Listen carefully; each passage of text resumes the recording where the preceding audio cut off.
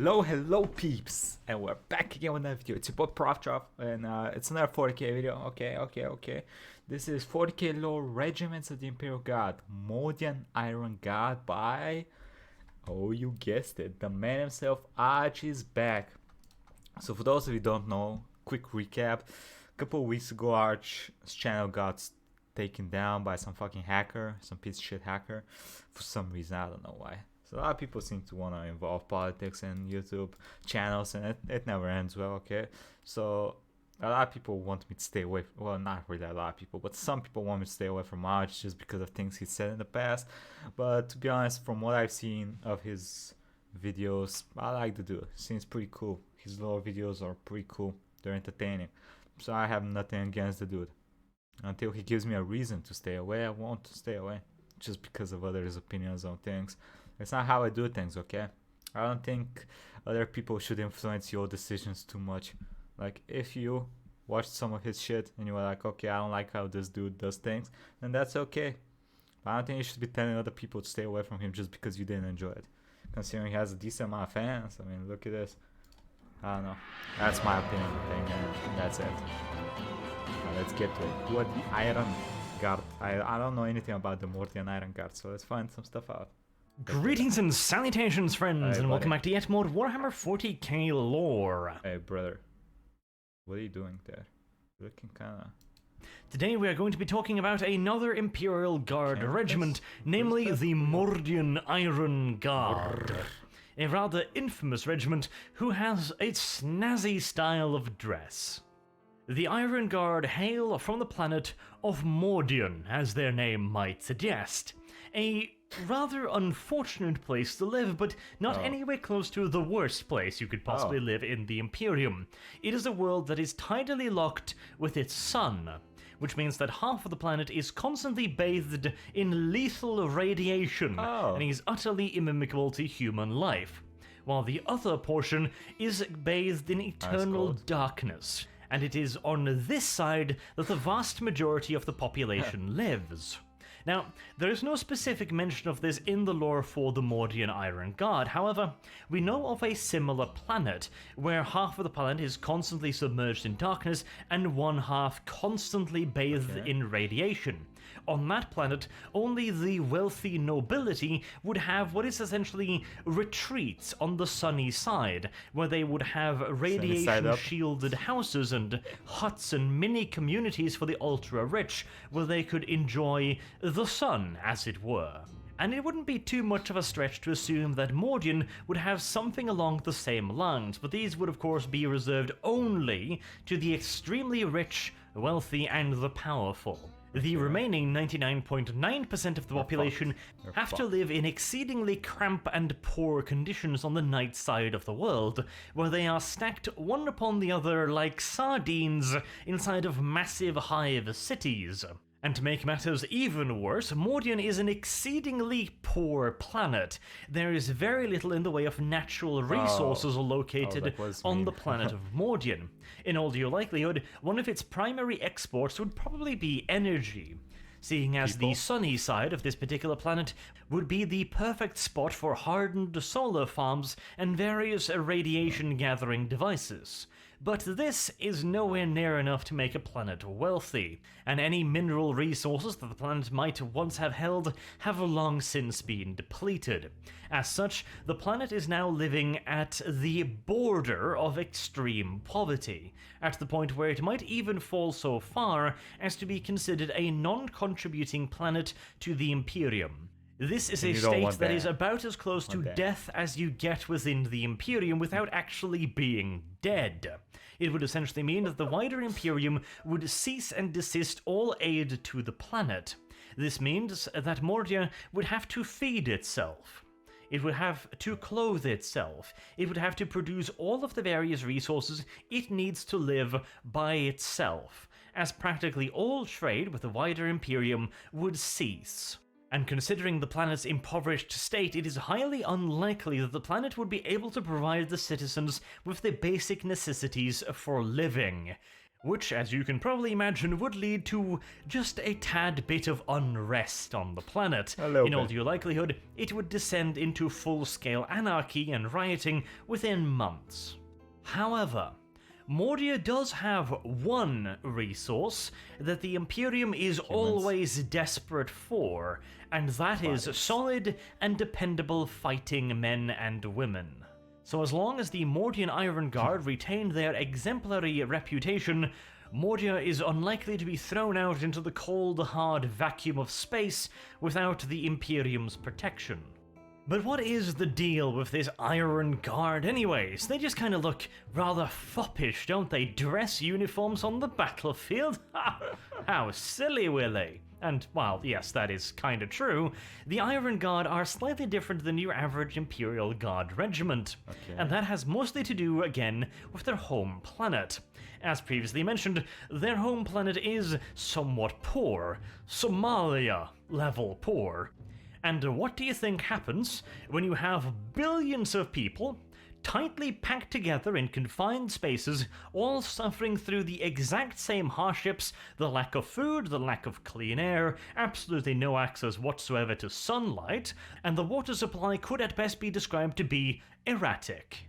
And finally, for the cherry on top, the piece de résistance, they all have to live in hermetically sealed, void-proof shelters on a planet that can barely afford to run the base necessities of life, e.g. a steady supply of food, air, and water. Luxuries like, for example, air cooling is entirely out of the question, which means that your average Mordian hive is essentially one step away from being a massive easy bake. Oi, where is my boy's ear? Oh, he doesn't have an arm as well. Oven, with the people being the cookies. So, to summarize, you're hot, you haven't eaten for days, you haven't washed for weeks, you can barely find water for drinking, never mind actually cleaning, something which is made considerably more egregious due to the fact that you live in a tiny-ass hab complex with hundreds of thousands of equally filthy people stacked one atop the other. He's making it sound real nice, huh? Don't you just want to go on a vacation over there? In what could at best be described as inhumane conditions. And to be entirely honest, inhumane is far, far too charitable a term. True. Most planets, even within the rather cramped and confined borders of the Imperium, would consider treating cows in this manner to be cruel and unusual. And if you I have don't think anyone in the Imperium would think anything is cruel and unusual, to be honest. to live like this, day in and day out for your entire life, you might eventually think to yourself, fuck it, I'm gonna start some shit. Because honestly, at that point, anything whatsoever to get you out of the absolute miserable drudgery of everyday life might seem like a really fucking good idea. True. Here I'm standing in the bread lines again, and the food is late again. And up on a massive picked screen in front of you, you see a hilariously fat member of the local nobility whine about how he could only afford to operate 2 villas on the sunny side of the planet. In such a situation, you might be excused for looking for some way to vent your frustration, and a good old-fashioned food riot might be just the answer you're looking for.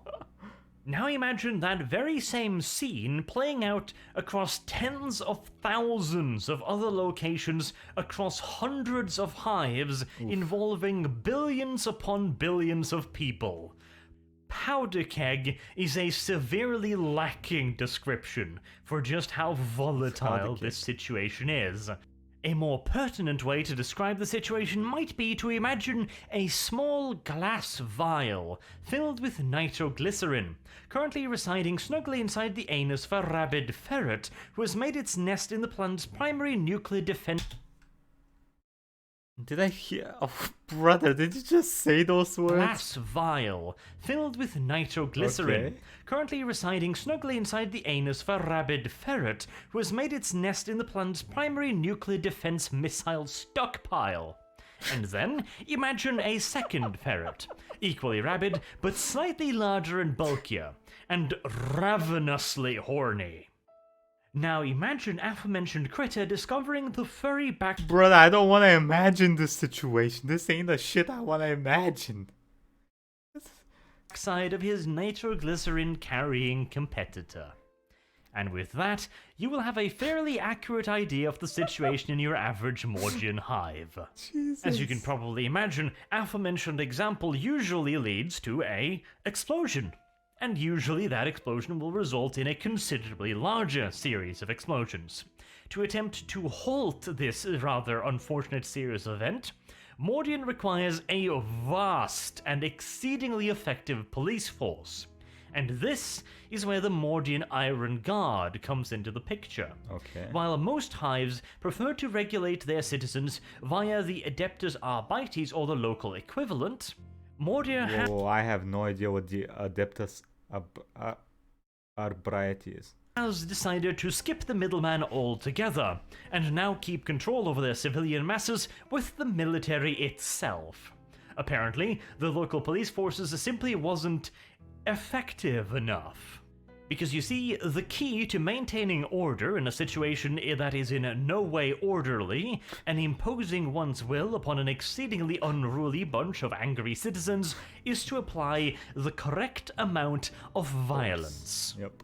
Now, if your main problem is minor uprising of riotous civilians wandering through Minor. the streets with sticks and throwing bottles at people, that will easily be resolved by a large gathering of angry police officers armed with shock mauls and truncheons.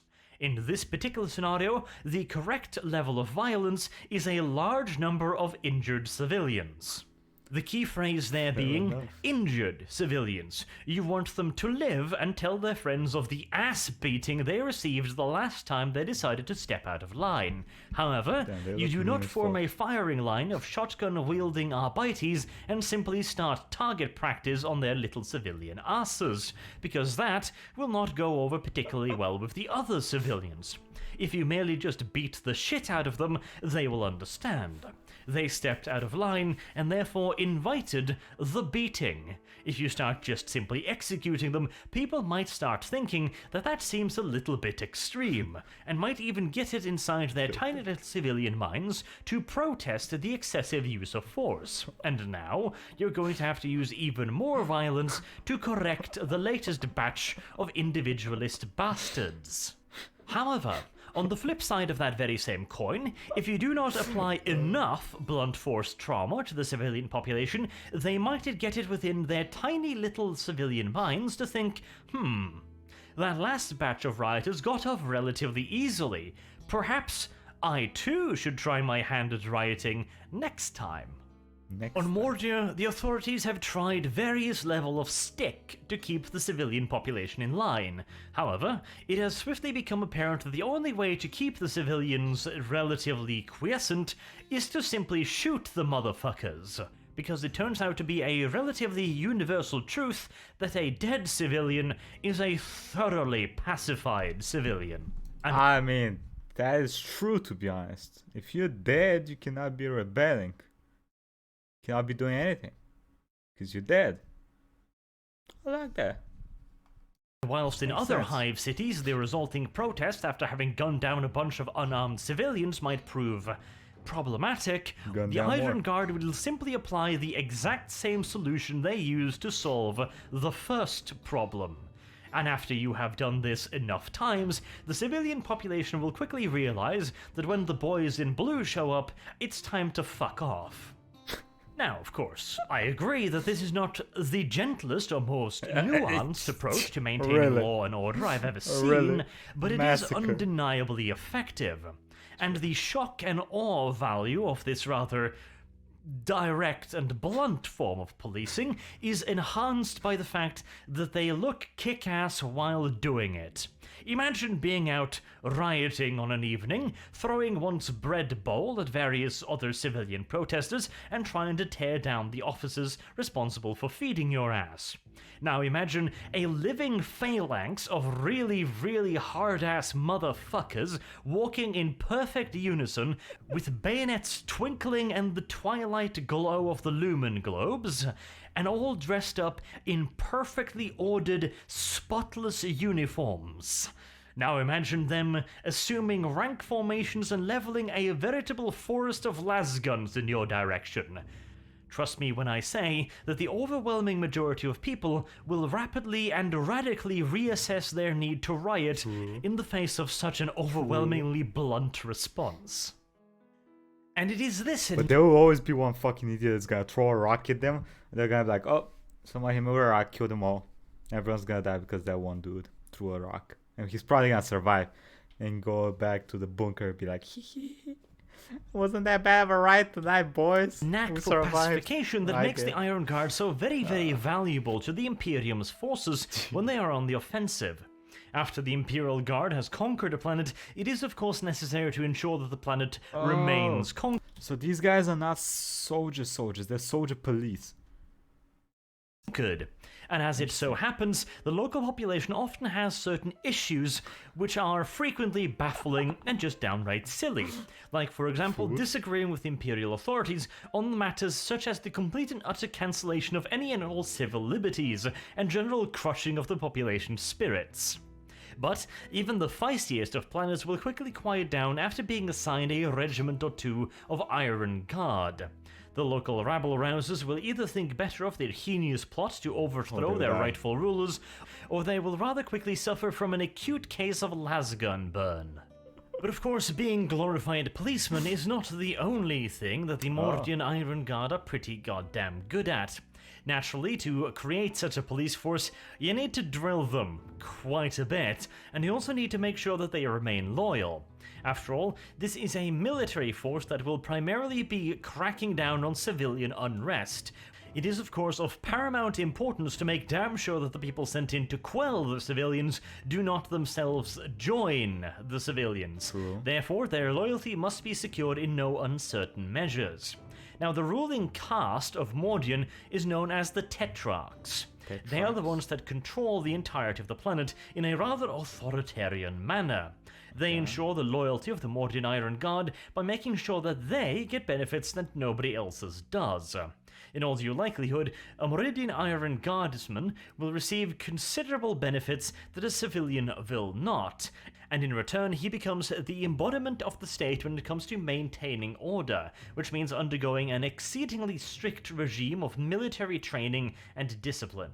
As an example of one of the perks My boy's a Cyclops on the right. they are likely to receive, obviously you would not want your Iron Guardsmen to live down amongst the rabble. First and foremost, they might acquire a taste for the rabble's ideology, which would of course be rather counterproductive. Secondly, you would not want somebody that is known to be an Iron Guardsman to live in a neighborhood of civilians, since in all due likelihood, one or more of those civvies are going to know somebody who got brutalized by said Iron Guardsman's brethren. Thusly, in all due certainty, the Iron Guard will be billeted far higher up the spires, where the living is far easier and more comfortable. In all due likelihood, they will also be allowed to bring their families. This will put the Iron Guardsmen themselves on the hook, to put it rather bluntly. If any Iron Guardsman were to be found lacking, then in all due likelihood he would be thrown out of the fraternity, including of course his family as well. So any soldier that is part of the Mordian Iron Guard, in all due likelihood, has a family whose social status and current way of living is entirely reliant upon his status within the Iron. And it's not only that, if you get thrown out with the civilians, and you've been killing civilians, or it doesn't matter if you yourself were killing the civilians, but you're known to be part of a group that has killed civilians, you're dead. Your whole family is dead. They're gonna kill you all. That's no doubt. You're all dead. Iron Guard. And again, if somebody that was known to be in the Iron Guard and or his family would suddenly be expelled from said organization and forced to live amongst the peasants, well, let's just say that their life expectancy is remarkably short, even by 40k standards. And it is this very same strict discipline and unwavering faith in the command structure that allows the Iron Guard to be such a potent military force, because as I said, they are far from just a military police force. They have also distinguished themselves quite considerably on the field of battle. Oh. Their single greatest achievement was the defense of their homeworld, Mordian, against an invasion by Chaos Demons and Traitor Legionnaires. Yo, Chaos, why are you invading Mordian? Is it not enough that the planet's fucking them? Now you gotta fuck them as well? Come on, Chaos, chill. Unbeknownst to the Tetrarch rulers of Mordian, the ever-simmering discontent had grown into something considerably more Oh, the fucking civilians were doing the summoning jutsu for Chaos? Oh, that's no good, brother. No good. dangerous. This was not some riot for food or possession of clean air, water, and any of the normal amenities that allows a human to stay alive. This was something far more sinister. Deep down in the Underhives, a cult of chaos worshippers had slowly but surely began enacting a ritual. And nobody on Mordia managed to discover that this was in fact what was going on before it was way, way too late.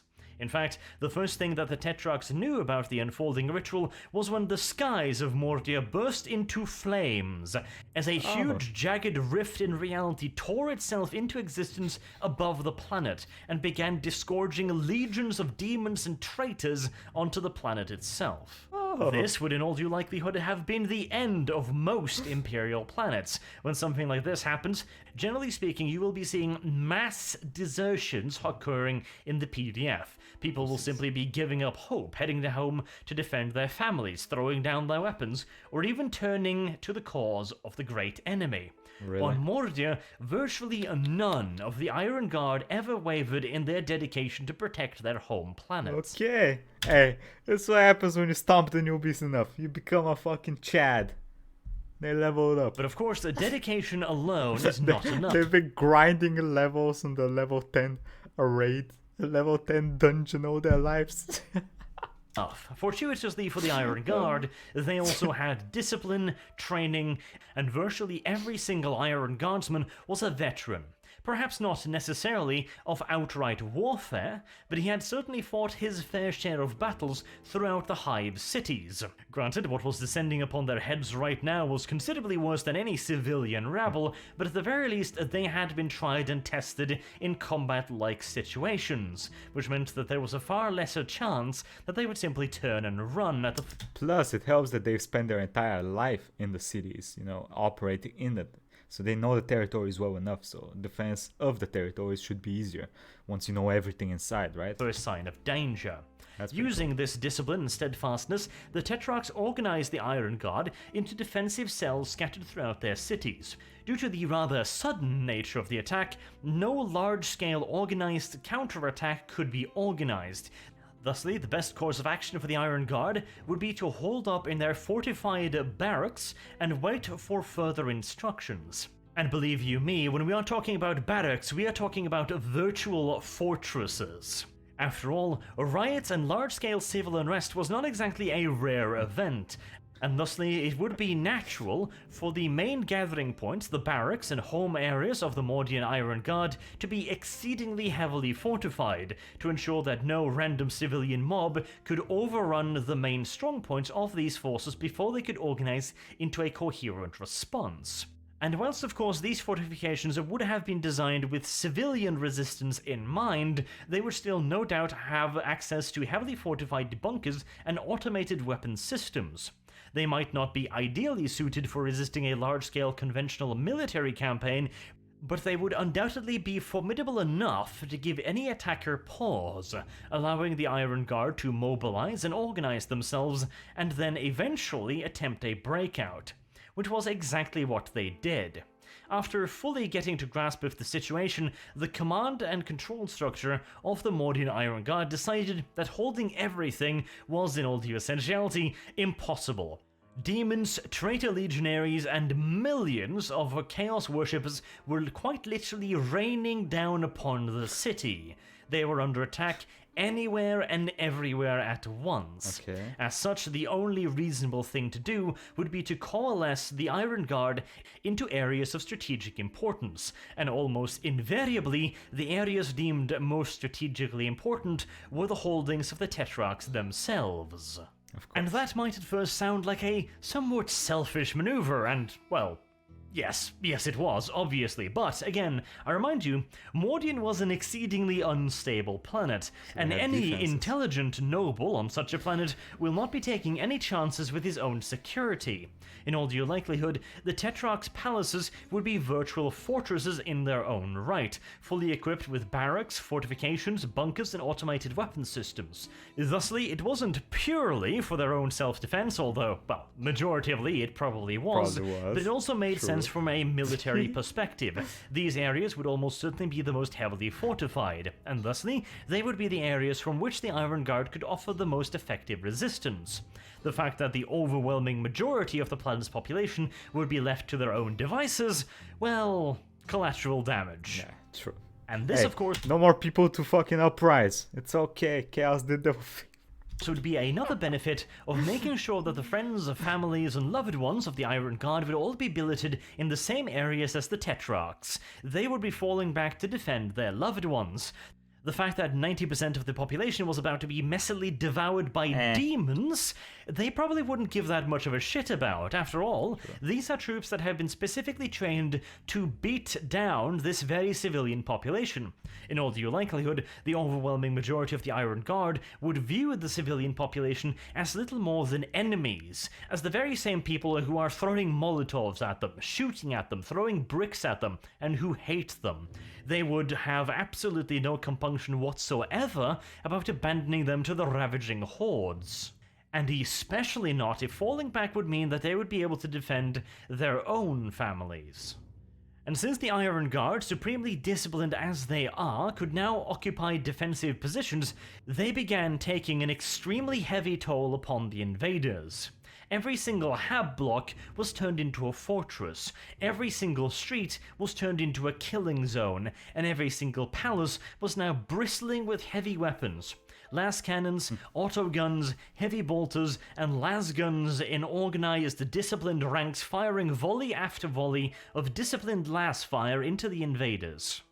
And since the Iron Guard do not retreat unless specifically told to do so, every single solitary one of these strongpoints would have to be taken till the last defender. Every single hab block would have to be stormed, room by room, in the face of fierce opposition. Every single street would have to be stormed. Every single pillbox would have to be broken into and cleansed. Every single heavy weapons emplacement would have to be destroyed, and every single guardsman would have to be killed. Mordian might be dying, but it was dying about as goddamn slow as it possibly could. Eventually, only the Tetrarch's main palace was left and its garrison of Iron Guard. They had been pushed back to this absolute last bastion that was currently brimming with weaponry.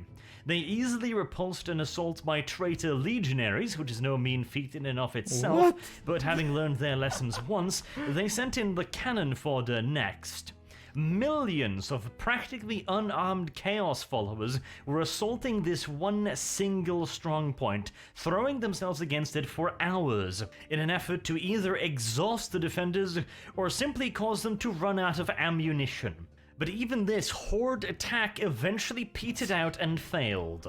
However, at this point, the Mordian Iron Guard was severely reduced. They had been pushed out of virtually all of their defensive fortifications and were now fighting on the steps of the palace itself. And smelling blood in the water, the chaotic forces initiated their final assault. Traitor legionaries mixed in with demons began one last hammer blow assault upon the last Tetrarch palace on Mordia. And just as this wave of violence was to wash over the last defenders, suddenly the skies above Mordia began to clear. The astropaths located in orbit above the planet had been trying to unravel the spell that had caused the rift in reality to appear in the first place. It had taken them days, if not weeks, but they had finally managed to unravel it. And with the closing of the rift, the demonic allies of the traitor legionaries and their chaos followers dissipated back into the ether, leaving the traitor legionaries and their mortal followers to face the wrath of an entire planet, plus anything and everything that remains in orbit. Now, traitor legionaries are not stupid. They haven't lived this long fighting battles that they know they can't win, and so they immediately began to withdraw, pulling back to any and all void-capable craft that they had taken with them during the early... Space Marines, more like bitch Marines. Psh, where's your spines at? You're running from guardsmen. These stages of the invasion, or trying to steal anything and everything void-capable from the planet, leaving their mortal followers behind, hopefully, to slow down the pursuit of the Iron God. Mordian had done the impossible and resisted a full-scale demon invasion for long enough for the entire thing to collapse in on itself, a feat very, very few planets within the Imperium can boast of having equaled. And it was this act that truly launched the Iron Guard into fame and fortune. Imperial commanders not only across the segmentum, but in fact in different segmentums altogether, began clamoring for reinforcements in the form of Iron Guard regiments, as their discipline was quickly recognized to be a rather handy thing to have. I mean, it's pretty cool that they're famous at this point, but is there enough of them to send places? I mean, wouldn't it take a while for them to retrain new people because, you know, everyone's fucking dead? Have on the battlefield. It does, however, have a few drawbacks. While the Iron Guard can generally speaking be relied upon to fight until the last man and the last bullet, and hell, the last bayonet, this occasionally has a drawback. The Iron Guard is entirely reliant upon a functional command and control structure. They will not withdraw without orders. They will not assault without orders, which means that if their command and control system gets somehow compromised or indeed intercepted entirely, leaving the regiment without direct access to their superiors, they will simply carry out the last received order until they receive something else, which means that a regiment of Iron Guardsmen will quite happily stand in the way of overwhelming odds without retreating and die in a glorious last stand, when the overall campaign might have been much better served with their retreats. Additionally, while the Iron Guard is more than proficient in fighting in the style of modern armies that are usually employed by the Imperial Guard in a loose skirmish formation where each individual squad will operate individually, again they are entirely reliant upon that command and control system. Individual squad leaders, or indeed platoon leaders, will not act without the direct orders of their superiors. This means that they are extremely inflexible and cannot take rapid decisions in the field. Or, well, they probably could, they simply just won't. Which means that the Iron Guard is at a severe disadvantage if the combat situation is at all fluid, as they will simply not act upon their own initiative. This means that in more advanced and quote-unquote modern combat scenarios, you will be better served by practically any other Guard regiment. However, if you need somebody to hold their ground against insurmountable odds, the Iron Guard are most definitively your regiment. And if you need somebody to fight against hordes of enemies, a la Tyranids or Orcs, that usually do not employ a great deal of battlefield finesse, again, the Iron Guard will do extremely well. Any situation in which they are allowed to regiment themselves as massive blocks of organized infantry, well within preferably shouting distance of their superiors, they will perform exquisitely. And in all due reality, the true strengths of the Mordian Iron Guard are best shown when they are not fighting as regular infantry. The Mordian Iron Guard, of course, comes in many flavors, as most Imperial Guard regiments do. Okay. They can be in the form of an armored regiment, artillery regiments, super heavy tanks, specialized engineer regiments, God damn. heavy infantry, Bro, light... that guy looks like a fucking comic book villain. Look at his face. Tell me that's not a villain. Tell me that's not a fucking villain. He looks like a villain. infantry, although that is fairly rare. And what is this dude doing? Why are you aiming at us? What have we done to you? I am not a rebel. Stop aiming at me. It's okay. Go, Emperor. Go, Emperor. Don't. Chill. Since light infantry usually require a certain degree of autonomy, since they are often expected to operate outside the usual command and control structure, and of course, good old-fashioned line infantry.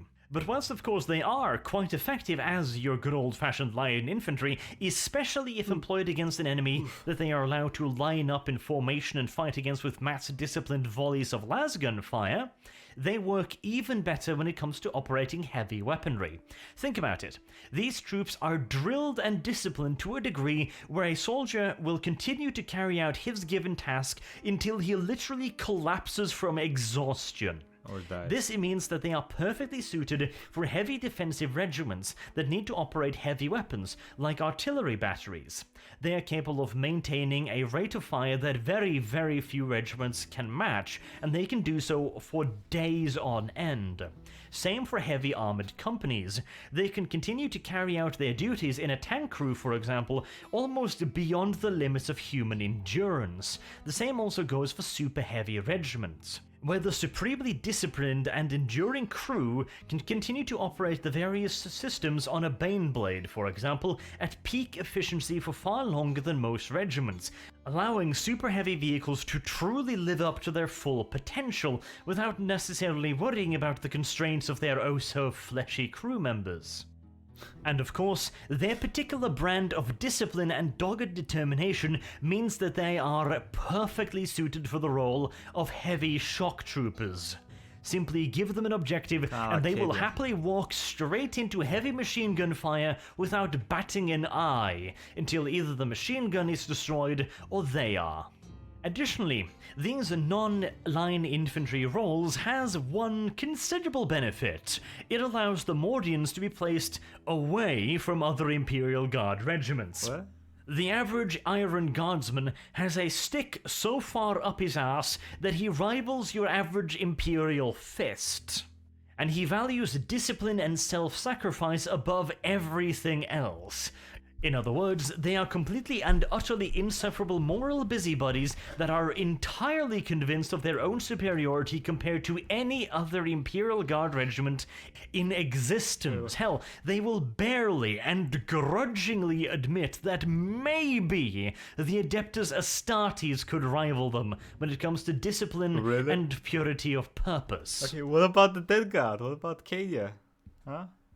They're probably best buds. Oh no. They sound like they would enjoy each other. This, unsurprisingly, tends to grate on the nerves of anyone placed nearby. In fact, I would absolutely love to see the situation that would occur if you put an Iron Guard regiment next to a regiment of Maccabian Janissaries. Both sides would be trying to beat the other one above the head with their chosen brand of morality. The Iron Guardsmen would be trying to instill within the Maccabian Janissaries the benefits of a strict moral disciplinary system, while the Maccabian Janissaries would be trying to beat the Iron Guardsmen over the head with the Book of Emperor bothering until they finally submitted that the God Emperor was correct in absolutely everything and that they should pray more often. True. Personally, I would imagine that at the very least small arms fire would be exchanged between the two forces within minutes of them talking to each other.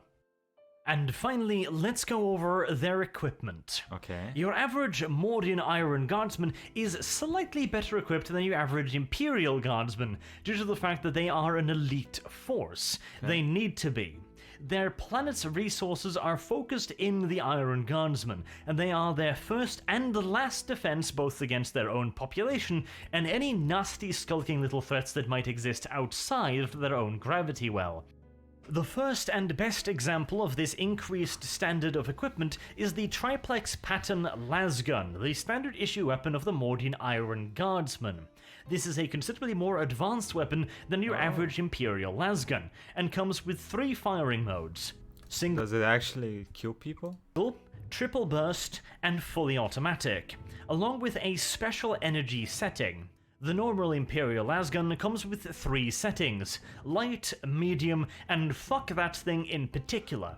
The triplex pattern, however, goes one step further, with the fuck that thing over there specifically right in the arse, which is a overcharge setting, which essentially turns the lasgun into a mini version of the Imperial long-las, firing specialized hotshot ammunition. This means that instead of simply leaving embarrassing scorch mark on your average traitor space marine, it might actually penetrate his armor. Wow. Granted, you'd still best aim for weak spots, but again, you've actually got a chance of penetrating Astartes' power armor. And when you fire it at a normal human, well, whilst your standard issue After you fire it at a normal human, he's no longer a normal human.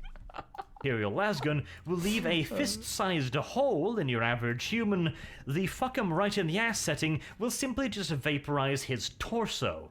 There is, of course, a couple of rather severe drawbacks. The weapon is not designed to operate on this setting in any kind of extended period of time. It will severely reduce the lifetime expectancy of the weapon and the ammunition used in it.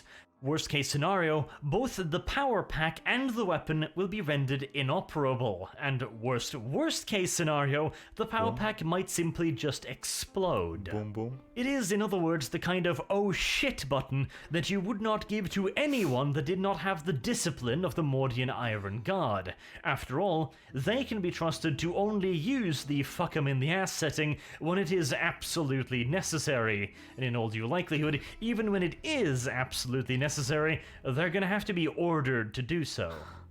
But of course, even the finest weapon in the galaxy is of little use without some actual ammunition. The Mordian Iron Guardsman carries 2 charge packs, and unlike most veteran soldiers, he is likely to carry just 2 charge packs, unless specifically ordered to bring more. In the unlikely scenario that the Iron Guard officers have misjudged the amount of ammunition they require, each guardsman is also equipped with a Mordian pattern combat knife. This is less of a knife and more of a sword. In fact, it would probably be correct to refer to it as a sword bayonet. This means that it is a fair bit larger than your average knife, and thusly can be used both for slashing and stabbing in close quarters combat. And speaking of good old-fashioned CQC, the Iron Guardsman is also enhanced with a surgically implanted injector system with 5 doses of combat stims.